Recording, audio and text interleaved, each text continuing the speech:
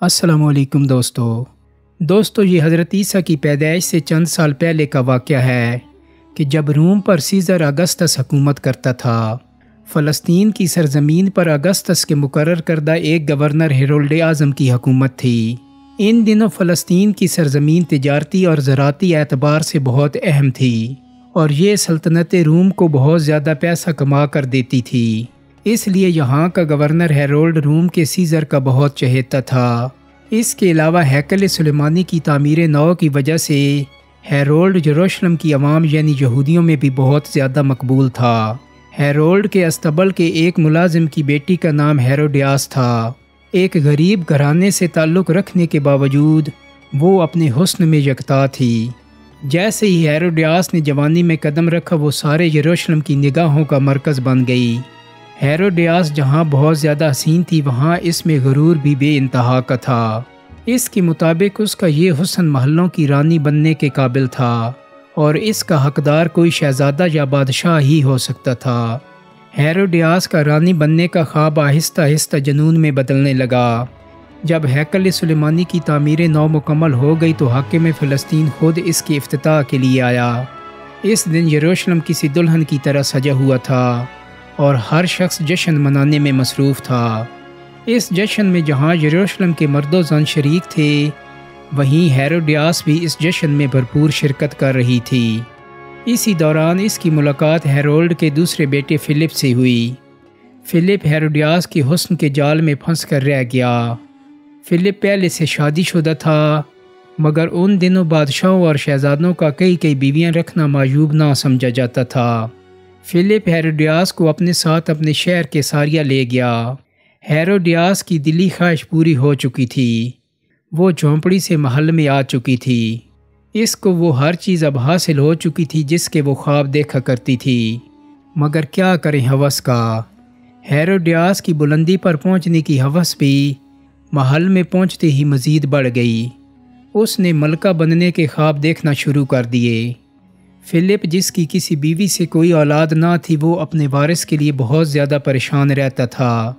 Herodias کی یہ خواہش تھی کہ وہ فلپ کو وارث دے اور کیساریا کی ملکہ بن جائے۔ وقت گزرتا جا رہا تھا مگر بچے کی کوئی امید نظر نہیں آ رہی تھی۔ ایک دن ہیروڈیاس کی ایک کنیز نے اسے ایک بوڑھی عورت کے بارے میں بتایا جو کہ شہر سے باہر ایک غار میں رہتی تھی۔ کنیز نے ہیروڈیاس کو بتایا کہ لوگ اس بوڑھی عورت کے پاس اپنی مرادیں لے کر جاتے ہیں اور کامیاب واپس لوٹتے ہیں۔ ہیروڈیاس نے بوڑھی عورت کے پاس جانے کا ارادہ کنیز سے ظاہر کیا اور کنیز اسے لے کر ایک دن اس بوڑھی عورت کے پاس اس کے غار میں جا پہنچی۔ ہیروڈیاس کے پوچھنے پر بوڑھی عورت نے اسے بتایا کہ تیری اولاد ضرور ہوگی اور وہ اتنی مشہور ہوگی کہ تیری اولاد کو لوگ رہتی دنیا تک یاد رکھیں گے۔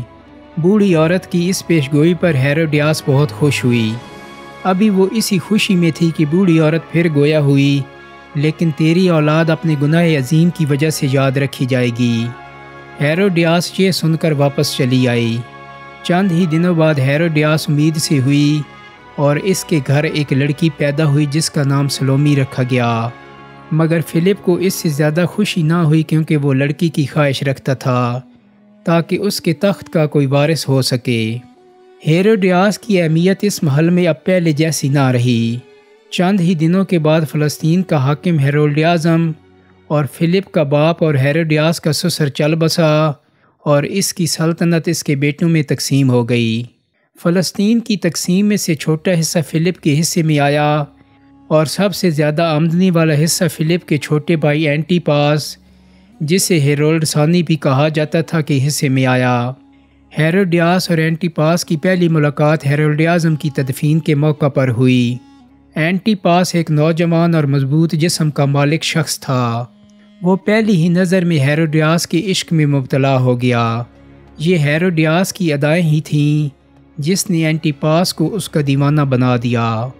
ہیروڈیاس اب فلپ سے چھٹکارا چاہتی تھی جس کے لیے اس نے اینٹی پاس کو اپنی محبت کے جال میں پھنسا لیا اور ایک دن فلپ کی سالگرہ کے موقع پر اس کے بھائیوں اور دوسرے سلطنت کے حکمرانوں اور رومی سلطنت کے عہدیداروں کو بلاوا بھیجا گیا۔ اینٹی پاس جیسے اسی موقع کی تلاش میں تھا وہ ہیروڈیاس کی محبت میں کھنچا چلا آیا۔ ہیروڈیاس نے نہایت چالاکی سے اینٹیپاس سے اپنی اداؤں کا جادو دکھا کر وعدہ لیا کہ وہ اسے اپنی ملکہ عالیہ بنائے گا، اور ایک دن موقع دیکھ کر وہ وہاں سے بھاگ نکلی۔ اس بات پر فلپ اور اینٹیپاس کے درمیان کئی جنگیں ہوئیں۔ بعد ازاں رومن حکومتی مداخلت پر دونوں میں صلح ہو گئی۔ اینٹیپاس کے کچھ علاقے فلپ کو دے دیے گئے اور ہیروڈیاس کو اینٹیپاس کے پاس رہنے دیا گیا۔ دوستو، ان دنوں حضرت زکریا علیہ السلام کے بیٹے حضرت یحییٰ علیہ السلام یروشلم کے لوگوں میں تبلیغ فرمایا کرتے تھے۔ حضرت یحییٰ علیہ السلام کو عیسائی یوحنا کے نام سے بھی جانتے ہیں۔ آپ کا انداز گفتگو نہایت شیریں اور نرم ہوتا۔ لوگ جوک در جوک آپ کی باتیں سننے چلے آتے تھے اور آپ کی تعلیمات سے متاثر ہوئے بغیر نہ رہ پاتے۔ ان دنوں زیادہ تر یہودی عالم رومی سلطنت کے پٹھو ہوتے اور حق بات کہنے سے گھبراتے تھے، لیکن حضرت یحییٰ علیہ السلام ہر خوف سے پاک اپنے لوگوں کی تبلیغ کیا کرتے، اور آپ کھلے الفاظ میں بادشاہ اینٹیپاس کی اس عمل کی مخالفت کرتے کہ اس نے اپنے بھائی کی بیوی کو بھگا کر اس سے شادی کر لی۔ بادشاہ اینٹیپاس نے اس جانب تو کوئی توجہ نہ دی، مگر ہیروڈیاس جو کہ سلطنت کی ملکہ تھی نے آپ کو گرفتار کرنے کا حکم دے دیا اور آپ کو اپنے باغ کی سیرابی کے کام پر لگا دیا۔ ہیروڈیاس نے کئی بار اینٹیپاس کو اس بات پر اکسایا کہ وہ حضرت یحییٰ علیہ السلام کے قتل کا فرمان جاری کر دے، مگر اینٹیپاس نہ مانا۔ ہیروڈیاس اور فلپ کی بیٹی سلومی، جس کی خوبصورتی نے اپنی ماں کو کہیں پیچھے چھوڑ دیا تھا، جوان ہو چکی تھی اور کئی بادشاہ اور شہزادے اس کے خواب دیکھتے تھے۔ ایک دن محل کی کھڑکی سے باغ کا نظارہ کر رہی تھی کہ اس کی نظر حضرت یحییٰ علیہ السلام پر پڑی۔ حضرت یحییٰ علیہ السلام کے چہرے پر معصومیت اور خدا تعالیٰ کی طرف سے ایک ایسا نور تھا کہ وہ متاثر ہوئے بغیر نہ رہ سکی۔ اس نے حضرت یحییٰ علیہ السلام کو اپنے محل میں طلب کیا اور انہیں دعوت گناہ دی، لیکن حضرت یحییٰ علیہ السلام نے اسے جواب دیا کہ میں تجھے دیکھنا بھی گناہ سمجھتا ہوں، اور وہاں سے چلے آئے۔ حضرت یحییٰ علیہ السلام کا انکار سلومی کو ناگوار گزرا اور وہ انتقام کی آگ میں جلنے لگی۔ وہ خوبصورتی جس پر اسے غرور تھا اسے ایک قیدی نے ٹھکرا دیا تھا۔ سلومی کے لیے یہ بات نہایت عجیب اور ہتک آمیز تھی۔ کچھ دنوں بعد بادشاہ اینٹیپاس کی سالگرہ کا دن آن پہنچا، جس میں شرکت کے لیے بہت سے حکمران اور روم کی سلطنت کے اعلیٰ عہدیدار شمولیت کے لیے آئے۔ بادشاہ اینٹیپاس کے قدموں میں تحفوں کے ڈھیر لگے تھے، اور ہیروڈیاس بادشاہ اینٹیپاس کی خدمت میں حاضر ہوئی اور کہا کہ میرا تحفہ سب سے عظیم اور اعلیٰ ہوگا، کیونکہ آج آپ کے سامنے جشن میں میری بیٹی سلومی رقص کرے گی۔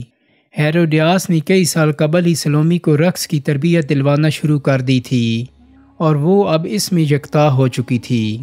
اس رقص کا مقصد بادشاہ اینٹیپاس کو خوش کر کے سلومی کو تخت کا وارث قرار دلوانا تھا۔ پھر بڑے دربار میں سلومی کا رقص شروع ہوا، جو کہ بے حیائی کی تمام حدود پھلانگ گیا۔ رقص کئی گھنٹے جاری رہا، اور بادشاہ اور اس کے درباری پلک جھپکے بغیر سلومی کا رقص دیکھتے رہے۔ رقص کے اختتام پر بادشاہ نے کہا کہ مانگو جو مانگنا ہے۔ بدبخت سلومی نے بادشاہ سے حضرت یحییٰ علیہ السلام کے قتل کی خواہش ظاہر کی۔ بادشاہ چاہتے ہوئے بھی انکار نہ کر سکا، کیونکہ وہ بھرے دربار میں وعدہ کر چکا تھا۔ اور دوستو، یوں اس بدبخت عورت کی خواہش پر حضرت یحییٰ علیہ السلام کی شہادت ہوئی۔ اس کے کچھ ہی دنوں بعد روم کا سیزر ٹائبرس اینٹیپاس سے ناراض ہو گیا، اور اس نے اینٹیپاس کے بھتیجے ایگریپا کو اس کی سلطنت پر چڑھائی کا حکم دے دیا۔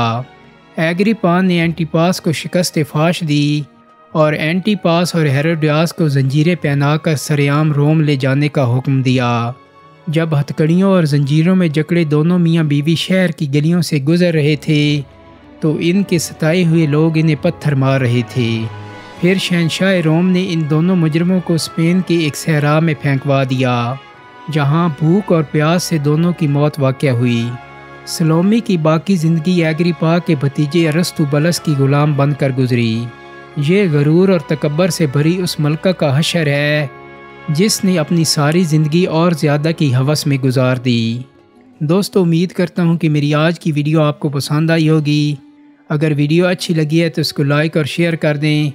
میرے چینل کو سبسکرائب کرنے کے ساتھ ساتھ بیل آئیکن کو بھی کلک کر دیں تاکہ آپ کو میری آنے والی مزید ویڈیوز کے نوٹیفیکیشن ملتے رہیں۔ بہت جلد ہی ایک نئی ویڈیو کے ساتھ ملاقات ہوگی۔ اپنا بہت سارا خیال رکھیے گا۔ اللہ حافظ۔